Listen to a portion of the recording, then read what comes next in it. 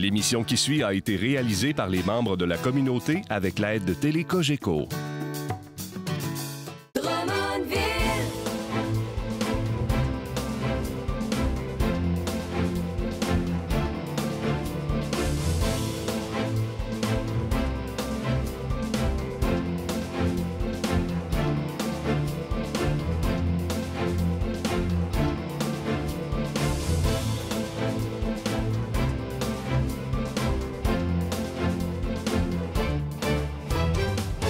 Bienvenue à votre rendez-vous pour Drummondville. Déjà le mois de mai, on vous accueille avec grand plaisir. Des invités très intéressants aujourd'hui. D'ailleurs, on rencontre déjà après la pause nos invités. Aujourd'hui, nous rencontrons le capitaine Claude Desgagnés, directeur du poste de la Sûreté du Québec de la MRC Drummond, Hélène Bérubé, archiviste à la Société d'histoire qui vient nous parler du livre Petites histoires drummondvilloises qui vient d'être publié. Et dans quelques instants, il est conseiller municipal à Drummondville, M. Daniel Pelletier.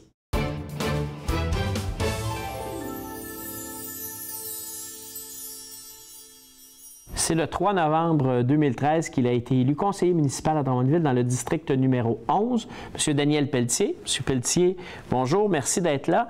Première question, bonjour, numéro 11, ça ne dit pas grand-chose à quelqu'un qui ne connaît pas la carte des districts électoraux. Qu'est-ce que ça couvre, le district que vous représentez au conseil? Le district 11, il couvre à partir de Brouillette jusqu'au Bec du Canard, où ça finit l'avenir. Puis de l'autre côté, ça finit au boulevard Saint-Joseph. Donc, dans Saint-Nicéphore, davantage, là, si on veut, si on s'en va vers l'avenir, la portion à gauche. À peu près 7000 citoyens. Donc, c'est un quartier important en développement. Oui. C'est dans votre secteur, d'ailleurs, qu'il y a une nouvelle école qui a été inaugurée il y a quelques années. Alors, j'aimerais ça qu'on vous connaisse davantage. Avant d'être conseiller municipal, vous avez œuvré dans quel domaine? Qu'est-ce que vous avez fait et qu'est-ce que vous faites dans la vie? Moi, j'étais boulanger. J'ai eu ça 40 ans. Je suis encore jeune pareil. Là. La boulangerie Pelletier, qui est bien connue, vous devez avoir commencé à 5 ans si vous avez été là 40 ans. 16 ans. C'est bon. 16 ans. 16 ans, puis j'ai pris ça de mon père. Puis là, 5 ans, j'ai vendu à mon plus jeune frère. Sinon, je ne l'aurais pas laissé parce que ça fait 70 ans qu'on est ici à Drummondville. Puis ça augmente tout le temps, puis ça va super bien. Puis... Boulanger et je dirais homme d'affaires aussi. Oui, parce que j'étais un homme de service. J'étais toujours sur la route, moi. Donc, et là, bien, comme conseiller municipal, vous répétez ce côté de votre personnalité d'être un homme de service. Sinon, je m'ennuyais. Est-ce que vous poursuivez d'autres activités professionnelles ou vous êtes limité au conseil? Là, présentement, je travaille pour Équipement sanitaire Drummond. Puis je suis représentant sur la route. Je fais beaucoup de millages par semaine. Puis ma région, c'est Trois-Rivières, Actonville, Victo. Ça, c'est ma région à moi, ça. Mais ça vous laisse quand même le temps nécessaire? Oui, parce que j'ai pris des arrangements avec mon employeur. Un conseiller qui est très présent dans les activités, les différentes conférences de presse. Là, vous êtes vraiment très présent et on l'apprécie. On vous félicite d'ailleurs. Vous siégez sur différents comités. Vous siégez entre autres sur le comité consultatif d'urbanisme. De l'urbanisme depuis à peu près 3 mois, à peu près. C'est un comité qui est quand même exigeant en termes de temps et de dossiers à lire, à consulter. Mais j'adore ça parce que je connais ma ville. Je connais très bien la ville, puis la ville change, puis j'adore. Et pour vous, là, parce qu'en urbanisme, on a souvent le conflit des visions, du développement, du non-développement, tout ça. C'est un arbitrage qui se fait bien pour vous, tout ça? Oui. Oui, super bien, puis on s'entend très bien. Ça ne veut pas dire qu'on est toujours... mais il y a des choses qui peuvent changer, puis j'avais pas pensé à ça. Puis c'est très bien. Et vous siégez aussi sur le comité qui couvre à la fois la sécurité publique, les mesures d'urgence, incendie. C'est un comité qui traite beaucoup de dossiers. Beaucoup de dossiers, puis très intéressant. Puis c'est bien. D'ailleurs, on va recevoir un peu plus tard dans l'émission le capitaine Desgagnés, qui est notre directeur du poste de la Sûreté du Québec. Comme membre du comité de la Ville, vous siégez aussi sur le comité de sécurité publique à la MRC Drummond. MRC Drummond aussi, oui. Donc, ce sera certainement que le capitaine Desgagnés nous parlera du comité. Parlez-moi est-ce qu'il y a d'autres comités, d'autres endroits où vous siégez?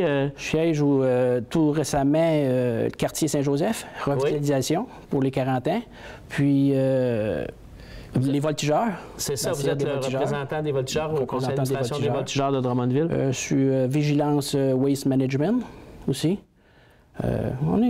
Ça vous tient occupé. Et si je vous demandais, là, premièrement, je pense que vous aimez le travail de conseiller. J'adore. Vous y réussissez très bien. Est-ce qu'il y a quelque chose qui vous a surpris dans ce travail-là? Est-ce qu'il y a des éléments auxquels vous vous attendiez pas? Bien, moi, quand j'ai rentré, je veux dire, je pensais pas que c'était si gros que ça, premièrement. Puis, j'apprends, là, ça fait 18 mois à peu près. Tout à fait. Vous comptez bien. Puis, j'adore ça. Puis, j'apprends, puis j'aime bien ça. On commence à comprendre un petit peu les dossiers parce que la boîte est quand même... C'est quand même plus de 100 millions de budget à gérer, donc beaucoup de détails.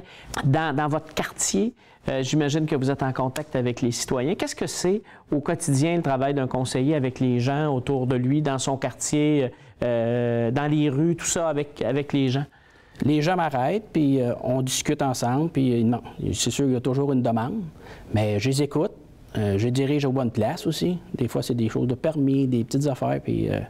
c'est sûr qu'il y a des choses un peu plus que ça fait bien longtemps que ça dure, là, mais on ne peut pas rien faire. Parce que c'est déjà... Des fois, on demande à la ville ou aux conseillers de s'impliquer dans des chicanes de voisins et tout ça. Justement. Ce que vous ne pouvez pas faire et ce qui n'est pas de votre ressort. Mais je les écoute pareil, je veux dire. Puis, je peux te dire que, mettons, s'il y en a un qui m'appelle, 24 heures après, il y a le retour d'appel.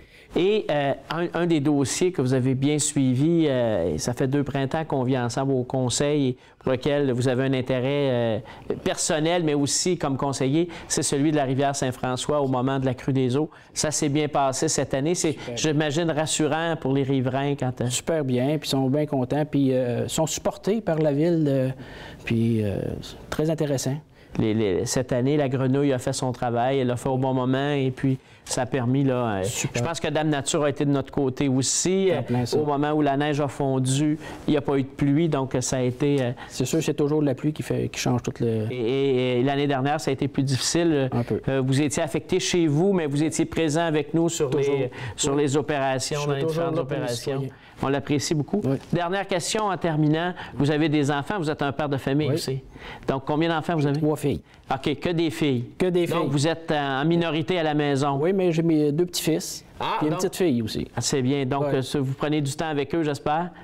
Quand je peux. Oui, c'est ça, parce que vous êtes un homme. Écoutez, M. Pelletier, je vous remercie beaucoup de votre présence à l'émission. Je vous souhaite une belle période estivale. Ça s'en vient. J'espère que vous pourrez profiter de la rivière qui est près de chez vous. Oui, super. Merci. Merci beaucoup. Au mois de 1815, le 15 septembre. Écoute, je sais pas ça, moi, là. Je me rappelle la date de moi-même, là, mais de la ville, non. Là, tu m'as dit quelque chose, tu me pointes à maudit. Moi, je suis pas du site de la Gaspésie. Oui, je serais supposé de m'en rappeler, parce que j'ai déjà fait une recherche là-dessus, mais ma mémoire est faillible, donc je m'en souviens pas. La date? Ah, mais c'était pas cet hiver? Non, c'était... 200... Je sais pas, honnêtement, j'en ai aucune idée. Et vous? Je sais pas, au mois... la date exacte, le 18 décembre? Non, je sais pas par tout. Non. Aïe, aïe. En 1815. En 1815. Au mois de juillet. Mois de juillet? Mois de mai.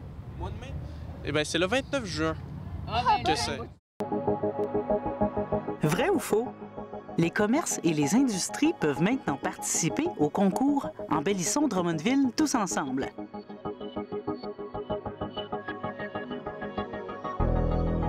Eh bien, c'est vrai.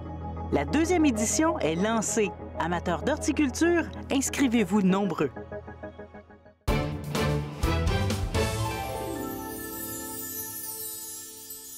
Vous le savez depuis longtemps, 2015, c'est l'année du bicentenaire de Drummondville et il y a de multiples projets, tous aussi intéressants les uns que les autres, qui se sont présentés à nous. Et l'un de nos derniers nés, il est formidable, c'est ce livre Petites histoires drummondvilloises qui a été produit par la Société d'histoire de Drummondville.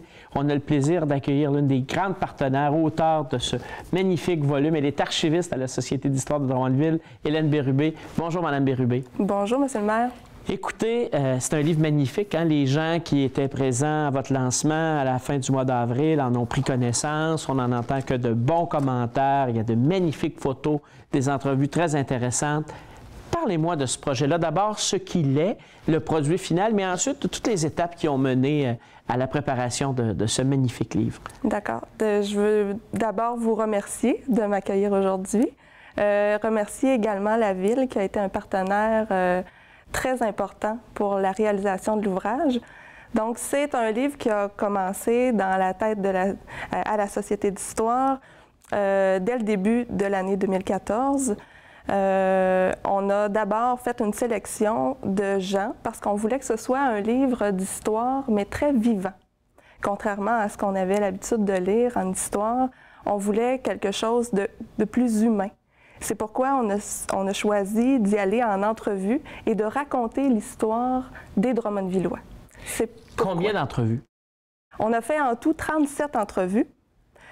Certaines étaient avec plusieurs participants à la fois. Ça a été le cas, entre autres, avec 5 mécènes drummondvillois. Pour que l'auteur des portraits, puisque à partir des entrevues, on en a fait des portraits, Émilie Villeneuve puisse rédiger, on a fait une sélection pour qu'on touche à tous les milieux. Donc, on a sélectionné des gens de tous les milieux et de tous les âges, autant des hommes que des femmes. Donc, on passe d'une centenaire à une jeune de 11 ans seulement. C'est très intéressant. Et donc, des gens connus, des gens moins connus, ce que vous avez voulu, c'est vraiment représenter la population de Drummondville. C'est une grande équipe qui a travaillé derrière ce projet-là. Effectivement. On est 2 auteurs principaux. On a travaillé avec une photographe professionnelle. Qui a fait des magnifiques photos, il faut le dire. Hein? Absolument. Les gens qui auraient le goût de dire « Ah, je ne veux pas lire tout ça, ça a l'air gros », bien, premièrement, ils doivent voir que c'est très imagé. Les photos sont magnifiques, des photos d'aujourd'hui, des photos historiques aussi que vous avez sûrement, vous, comme archiviste, retracées et on y voit beaucoup de gens. Tout à fait. Et les portraits se lisent en ouvrant le livre. Vous n'avez pas un livre qui est chronologique. En fait, évidemment, il y a des liens entre chaque portrait, mais c'est plus discret comme lien qu'un lien chronologique. Je vois que vous avez, par exemple, profité de quelqu'un qui aurait travaillé dans le domaine du sport pour, après ça, nous parler du sport, d'évolution du sport à Drummondville. Donc, c'est, comme vous dites, c'est des liens qui sont très fins et qui sont intéressants à faire. Il y a eu plusieurs heures de travail là-dedans. Est-ce qu'il y a des gens, outre les 2 auteurs là, et de la photographe, qui ont été impliqués? Est-ce qu'il y a eu un comité? Comment les photos ont été choisies? Comment tout ça s'est passé? À partir des portraits, on a sélectionné des thématiques pour couvrir l'ensemble de ce qui est Drummondville aujourd'hui et ce qui a été dans le passé. Donc, on touche autant l'industrialisation que les sports, la santé, et la vie quotidienne. Dites-moi, Monsieur le maire, comment vous avez trouvé votre participation au livre? Bon, normalement, c'est moi qui pose les questions. Écoutez, je dois vous dire que ça a été une expérience. D'une part, je tiens à le souligner, le professionnalisme, l'entrevue, comment ça s'est passé, les photos, tout ça. Ça a été très agréable de me remémorer, si on veut, mes années de jeunesse dans le quartier Saint-Pierre, mes passages à la librairie française. Vous avez même retracé une photo. Hein, les gens, là, il faut peut-être l'expliquer, on passait l'entrevue et de là, vous êtes partis, vous avez fait des liens, vous avez trouvé des photos. J'ai trouvé ça très intéressant et ça a permis, avec les différentes personnes qui ont été interviewées, ça a permis de couvrir l'ensemble des secteurs. Alors, ça a été une très, très belle expérience. Maintenant, quelqu'un qui voudrait se le procurer, où est-ce qu'il doit se rendre? Qu'est-ce qu'il doit faire? Évidemment, le livre est disponible à la Société d'histoire. Et la Société d'histoire, peut-être pour nos téléspectateurs, s'ils ne savent pas, ça se trouve où? C'est au 555 rue des Écoles, dans le même bâtiment que la bibliothèque. Donc, on sera en bibliothèque municipale, on en profite, on va chercher le volume. Est-ce qu'il y a d'autres endroits où les gens peuvent se le procurer? Absolument. Il est disponible en librairie, chez Renaud Bré et chez Bureau Pro Citation, ainsi qu'à Rose Drummond.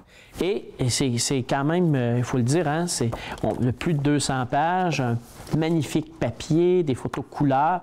C'est quand même pas cher pour un volume de cette qualité-là. On parle d'un montant de 30 $ seulement. Donc, moi, j'invite les gens de Drummondville. Il y a des gens de ma famille, de mon entourage qui en ont pris connaissance. Ils ont tous retrouvé quelqu'un, quelque part dans le livre, qu'ils ont connu à Drummondville. C'est vraiment intéressant. Je vois ici Drummond Business Forum. Donc, il y a l'histoire, si on veut, plus industrielle, économique de la ville qui s'y retrouve. Alors, j'invite vraiment les gens à se le procurer et je tiens à vous féliciter. vous et votre équipe, là, pour le magnifique travail qui a été fait pour la préparation de ce volume-là. Et je suis certain, là, vous en avez combien à vendre? 3000, mais je vous dirais qu'en une semaine seulement, on en aura 1000 exemplaires déjà de partie. Donc, on encourage les gens à se dépêcher, mais qui sait, peut-être que vous devrez aller en réimpression d'une autre quantité. Ce sera un grand plaisir. Félicitations, ce sera certainement l'un des beaux souvenirs, l'un des beaux legs du 200e. Merci à vous, merci à la Société d'Histoire, merci d'avoir été là aujourd'hui. Merci, M. le maire. Je sais pas. Bien là, c'est pas. Est-ce que ça va faire 200 ans? Est-ce qu'on fête le 200e le jour du 200e cette année? Cet été? Je sais pas. Écoute, le secondaire, ça fait un petit bout, hein? Moi, je viens de Montréal, fait que je suis pas très connaisseur, là, mais... Un mois. Un mois? En mai. Le 24 juin? Oh, vous êtes proche. 25 juin. La date, c'est en 1815, mais la date, je ne sais pas, ça va être bientôt, là, au mois de juin ou juillet. Mais ils l'ont dit à la télévision, là, après un mois et demi. Mais je me souviens pas. Aucune idée. Le 28 juin, parce qu'ils vont faire un party le 28 juin. Et vous, monsieur? Moi, je me dirais, ils vont peut-être arriver, j'ai le printemps, là, le mois de mai. On va mettre le mois de mai. Puis, il met le mois de juin. Oui. Bien, merci beaucoup. C'est le 29 juin. Vous étiez vraiment proche. Ah, il y avait un spectacle le 28, ça, je savais ça, mais je savais pas que ça pourrait être le 29. Bien, je vais le savoir maintenant. C'est bon.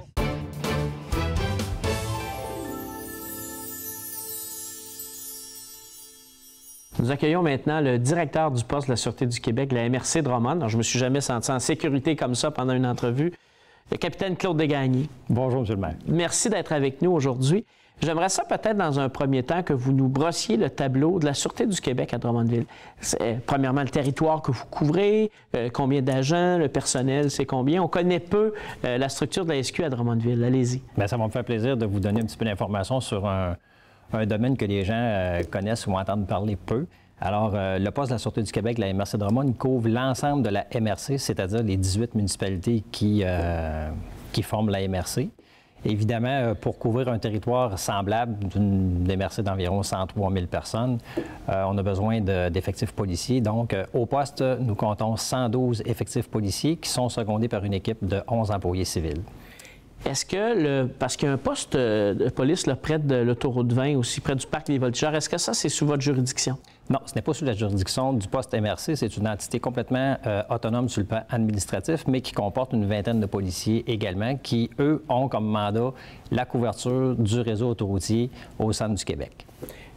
Et si on se situe Drummondville, là, ou la MRC Drummond, parmi les différents postes du Québec, c'est probablement parmi l'un des plus importants. Oui, ça, c'est intéressant parce que peu de gens savent cette information-là, mais le poste de la MRC Drummond pour la Sûreté du Québec correspond à la plus grande MRC où la Sûreté œuvre sur le plan de la desserte MRC. Et Drummondville est l'une des municipalités là, qui fait affaire avec la SQ, qui est la plus importante en termes de population.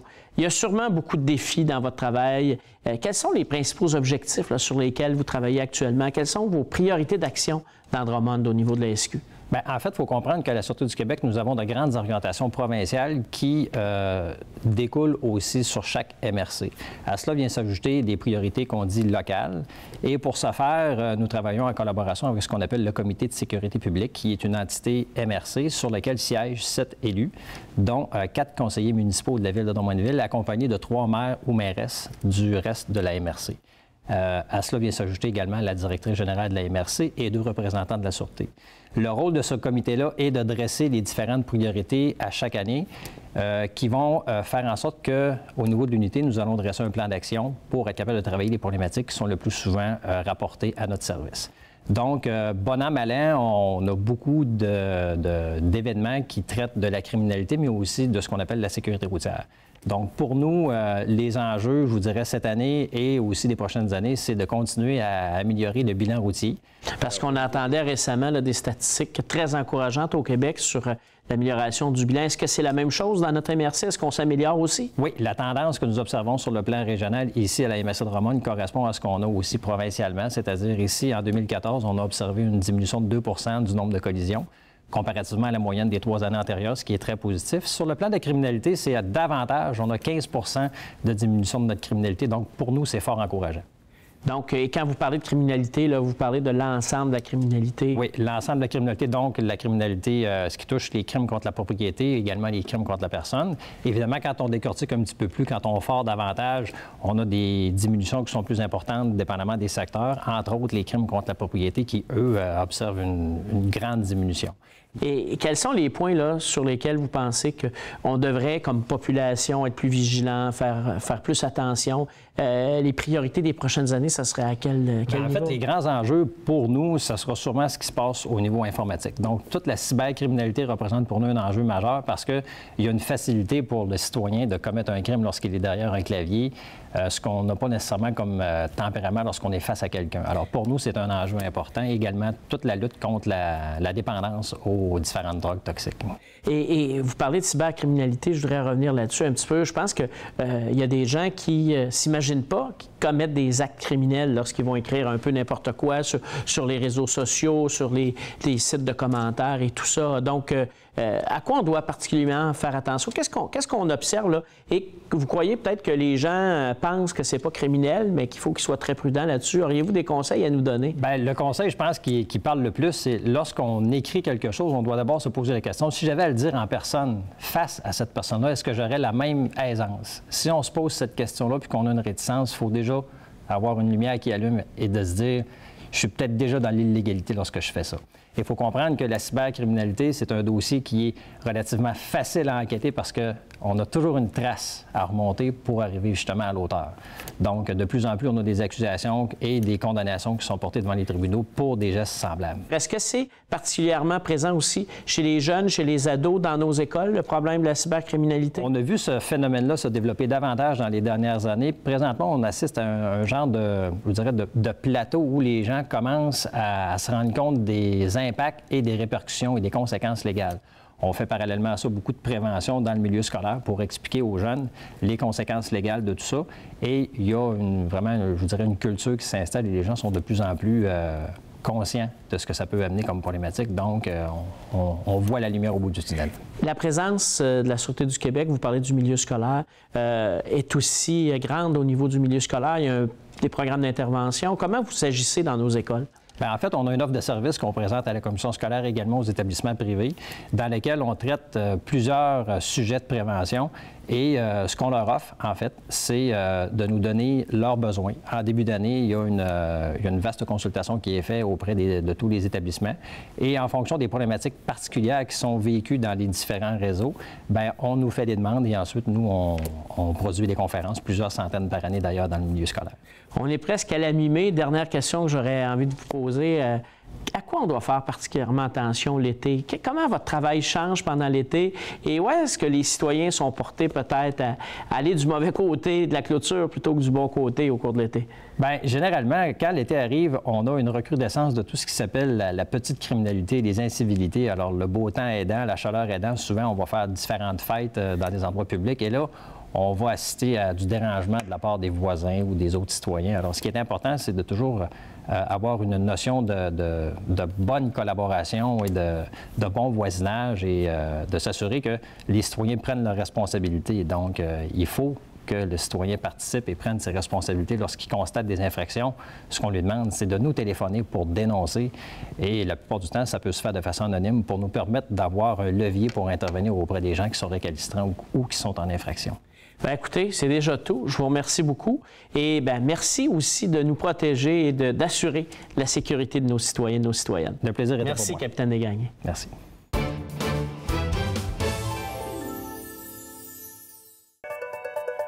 Saviez-vous que pour permettre la tenue de la course Déchaîne-toi, le dimanche 17 mai prochain de 8h à 15h, la Ville doit procéder à la fermeture de certaines rues? En effet, c'est pour assurer la sécurité des 8000 coureurs que la Ville procède à ces fermetures. Pour plus d'informations, contactez le 819-478-6572. Bonne course! C'est tout pour cette semaine. Je vous invite la semaine prochaine à regarder votre séance du conseil municipal. Faites attention, c'est congé lundi prochain, donc le conseil municipal se tient mardi 19 mai. C'est dès 19h30. J'espère que vous serez à l'écoute. Merci, bonne semaine.